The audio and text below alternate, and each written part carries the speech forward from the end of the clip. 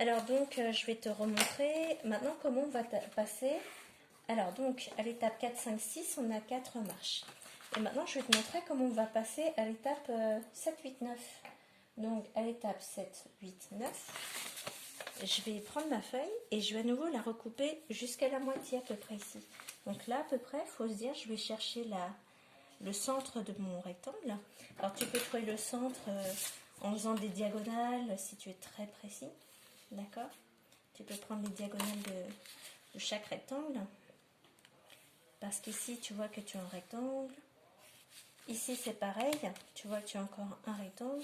Et tu peux à chaque fois chercher le centre et puis construire ensuite la ligne que tu vas redécouper.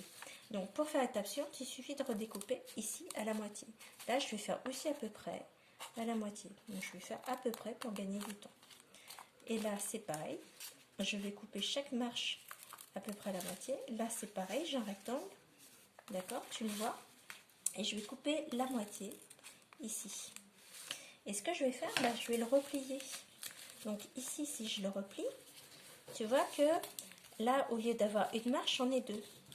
Et ici, c'est pareil. Au lieu d'avoir cette marche-là, j'en ai deux autres. Là, au lieu d'avoir cette marche, je vais en avoir deux. Et ici, c'est pareil. Donc ça veut dire que chaque marche a été divisée, on a coupé chaque marche, et du coup, au lieu d'en avoir une, on en a deux.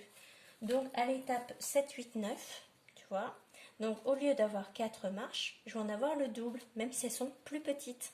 Donc ici, 1, 2, 3, 4, 5, 6, 7, 8, on est bien passé à 8 marches. Donc, qu'est-ce qui va se passer à l'étape 10, 11, 12, c'est pareil, on va encore couper chaque petit morceau en deux. C'est-à-dire qu'à chaque fois, on va multiplier le nombre de marches par 2. Au lieu d'avoir 8 marches, on en aura 16, mais qui sont plus petites. Alors, à la question de savoir s'il y a proportionnalité ou pas, on voit que de 4 à 8, on a multiplié par 2. De 8 à 16, on a multiplié par 2.